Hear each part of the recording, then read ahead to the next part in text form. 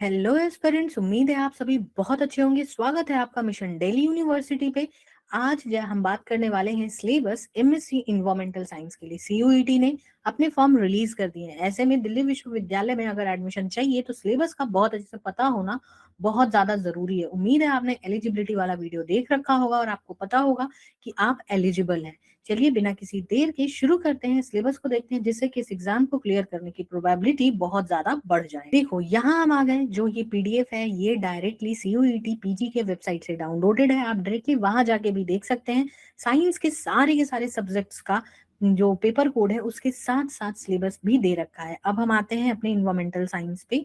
Environmental science ये रहा, हमें 28 नंबर पे मिल गया इन्वायरमेंटल साइंस, जिसका की पेपर कोड है पीजी सॉरी SCQP 11 इस पेपर कोड। जैसे ही हम इस पे टैप करेंगे, जैसे ही यहाँ पे कर्सर लेके जाओगे, देखो यहाँ हैंड जैसा सिंबल बन जाएगा। जैसे ही टैप करोगे ये आ गए हम सिलेबस फॉर इन्वायरमेंटल साइंस और स्टडीज बोथ, दोनों के लिए सेम पेपर रहने वाला है। तो चलिए शुरू करते हैं। देखो इन्होंने बहुत अच्छे से क्लियर कर दिया है कि ये जो पूरा पेपर है वो 100 क्वेश्चन में क्वेश्चन आएंगे, उसमें सारे क्वेश्चन कंपलसरी होंगे और ये पूरा पेपर दो भाग में डिवाइडेड होगा, पार्ट ए पार्ट बी। जो ये पार्ट ए है इसमें 25 क्वेश्चन होंगे, जिसमें language comprehension, verbal ability, general awareness, mathematical और क्वांटिटेटिव एबिलिटी, एनालिटिकल एबिलिटी, ये सारे क्वेश्चंस आपको देखने के लिए मिलेंगे। साथ में ये जो 75 क्वेश्चन है जो होगा पार्ट बी का, इसमें सब्जेक्ट स्पेसिफिक नॉलेज होगा, कंप्लीटली ईवीएस से रिलेटेड, इन्वायरमेंटल साइंस से रिलेटेड। तो चलिए देखते हैं क्या है। सबसे पहले तो अर्थ साइंस के बारे में है कि अर्थ साइंस के बारे में आपको पता होना चाहिए, स्ट्रक्चर और कॉम्पोजिशन ऑफ इन्वायरमेंट, जिसमें एटमोस्फेयर से बहुत ज्यादा सवाल पूछता है, हर साल पूछता है कि ये एटमोस्फेयर के लेयर क्या है। हाइड्रोस्फीयर हो गया, लिथोस्फीयर है, अर्थ प्रोसेसेस हैं, mineral and power resources in India, biogeochemical cycles, जिसमें कि दो प्रकार के बायोजियो केमिकल साइकिल आएंगे, oxygen cycle, carbon dioxide cycle, phosphorus cycle, मतलब मिनरल साइकिल और गैसियस साइकिल, दोनों प्रकार के। मीटियोरोलॉजी हो गया, क्लाइमेटिक चेंज हो गया, origin and evolution of earth, यानी यहाँ पे origin and evolution of earth कहीं ना कहीं इवोल्यूशन के बारे में बात हो रही है।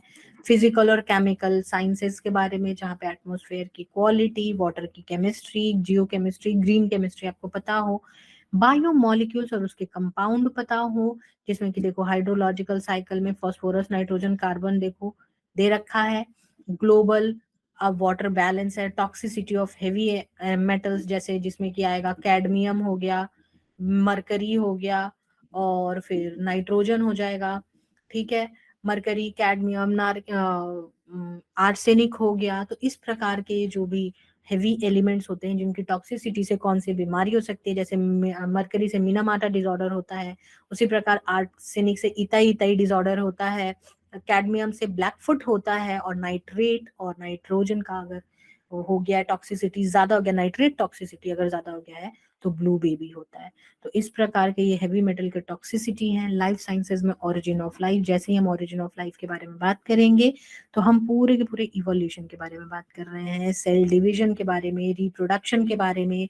यहाँ पे देखो epistasis, mutation, chromosomal aberration, extra chromosomal inheritance, जो भी ये आता है क्रोमोसोमल एबरेशन में, जो हमारा सिकल सेल अनीमिया है या फिर सिस्टिक फिब्रोसिस है, फिनाइलकीटोनूरिया है, इन सब के बारे में, जेनेटिक मटेरियल, डीएनए आरएनए के बारे में, पूरा का पूरा सेंट्रल डोगमा आपको इस पे ध्यान रखना है कि सेंट्रल डोगमा कैसे काम कर रहा है। फिर आ गया हॉर्मोन्स के बारे में, देखो प्लांट हार्मोन, एनिमल हार्मोन, ये सारे हार्मोन के बारे में आपको पढ़ना होगा। फोटोसिंथेसिस के बारे में ध्यान रखना कि कैसे माइटोकॉन्ड्रिया में फोटोसिंथेसिस हो रहा है। फिर इन्वायरमेंट एंड इकोलॉजी में बायोस्फीयर आ गया हमारा, ऑर्गेनाइजेशन लेवल पे biosphere, ecosystem, structure of ecosystem, community, succession, biodiversity के कंजर्वेशन, एनर्जी फ्लो, ये सारी चीजें। माइक्रोबायोलॉजी और बायोटेक्नोलॉजी में कि भाई एयर, वाटर, सॉइल, सीवेज, ये रिकम्बिनेंट डीएनए टेक्नोलॉजी में जैसे सीवेज ट्रीटमेंट होता है, तो सीवेज ट्रीटमेंट में जो सेकेंडरी लेवल है ये कहलाता है कि ये इसमें बायोलॉजिकल ट्रीटमेंट होता है, तो that is part of microbiology also. ठीक है, जीन्स का क्या इस्तेमाल है, जीन का क्लोनिंग कैसे करते हैं, बायोटेक्नोलॉजी का एप्लीकेशन मेडिसिन की इंडस्ट्री में कैसे कैसे हमने किया है, और बायोपायरेसी क्या है, बायोपेटेंट क्या है, इस प्रकार की चीजें ध्यान में रखने की जरूरत है।